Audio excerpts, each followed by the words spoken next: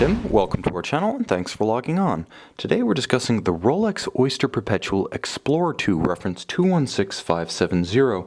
You can see and you can purchase this 42mm latest generation Explorer II on our website. Subscribe to our YouTube channel if you enjoy these videos, and please click on the card in the upper right hand corner of the screen at any time during this video to see our full listing for this watch with additional accessories included in the sale, high resolution images, and naturally complete pricing details for this Rolex Explorer II. Now, it's been a while since I've featured the Explorer II of the latest generation on the channel, and I've included a few new features in the reviews since then, so I thought it was time to revisit this popular and imposing reference. And I say imposing because it is, along with the Deep Sea Sea Dweller and the Yachtmaster II, the 42mm current generation 2011 to present Explorer II is one of the largest references in the contemporary Rolex catalog.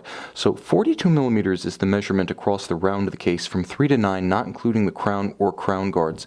You'll note that though the crown guards are pared down and minimalist in size, nevertheless they manage to offer a more complete coverage of the crown they shield than almost any other Rolex sporting reference. Now, it is a thin watch. The timepiece is only 12mm thick in spite of its span across the wrist, and with a generously sloped conical 24-hour bezel, it easily slides underneath a dress cuff or a tight sleeve. Don't worry about wearing this one with a loose sweater, a sport jacket, or a blazer. You can wear this one with the tightest dress cuffs you have with absolutely no fear of getting hung up. But from lug to lug, it's a big watch. It's 50mm from lug to lug, and when you include the solid end links of the bracelet, the outermost outcroppings on each side, the watch has an imposing stance of 53.5mm across the wrist, and that's almost exactly what you'll see from a traditional 44mm Panerai Luminor. So that's the size class in which this watch finds itself. Unlike the Yachtmaster II and the Deep Sea Sea Dweller, however, Rolex achieves a better match between the width of the tapering Oyster bracelet and the width of the lugs, so you don't feel like the bracelet is undersized for the width of the case. It's actually a very judicious match in this instance. Now you can see the bracelet and the case are beautifully finished with contrasting brushed satin finish and high polish for accenting highlights. Now it tapers down to a Rolex milled out deployant clasp, very solid, very secure. When the clamshell locks, this is staying shut. When it opens, you find that there's a convenient 5mm adjustment known as Easy Link that Rolex includes, so you have 5mm to take in or take out as your activity waxes and wanes, as hot and cold weather can subtly change the size of your wrist, allows easy on-the-fly adjustments without resort to a screwdriver or a watchmaker. Now the watch also features a broad but flat case. From 2011, the Explorer II grew substantially. Just as the original Explorer grew in 2010, so did the Explorer II, and it has an intermediate size between the 40mm of the Sea Dweller 4000, the GMT Master, and the Submariner, and the Milgauss, and the 44mm of the Deep Sea Sea Dweller and the Yachtmaster II. But the case does wear compact and wieldy, and I would say that though my wrist is 16 centimeters in circumference, this watch is well sized and ergonomically shaped such that you could probably wear it securely and with great proportion on a wrist down to 14.5 centimeters in circumference.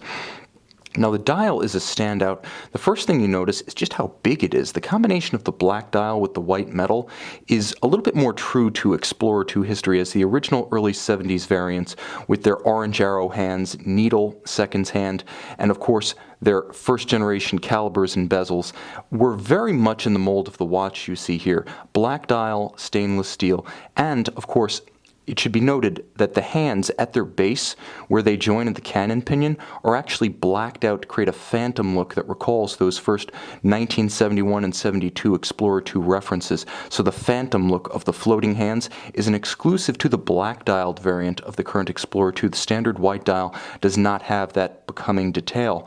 The watch also has immense luminescent plots. It's a very easy timepiece to see in low or no light conditions, and it's equipped with the latest caliber 3187, which is a special movement built in a dual time function.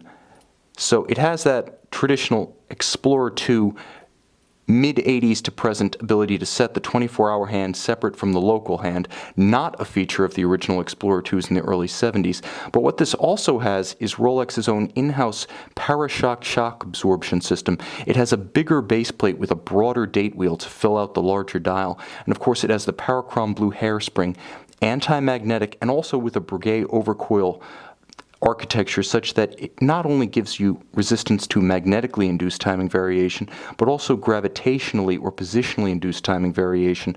Now, the free-sprung balance with a dual-anchored balance bridge gives the watch resistance to shock-induced timing variation. And though the Explorer II was originally designed for cave explorers and polar explorers who would need a distinction between AM and PM along a 24-hour scale where light may be scarce or, in the case of the poles, occasionally constant, the watch does feature 100-meter water resistance, so it is ready to take the plunge should you be elsewhere than polar climes. This watch can readily swim, conduct shallow snorkeling off the diving board, on the jet ski. No fear, it's a land and water sports watch in the modern era. And it's also immensely handsome. Again, the combination of the black dial with the beautifully oversized luminescent plots and the brushed and polished stainless steel case is simply handsome. Less bulky than the rotating bezel sports watches, it does have an elegance that is exclusive to those Rolexes with the fixed bezel architecture. You can see and you can purchase this Rolex Explorer II 216570 on our website.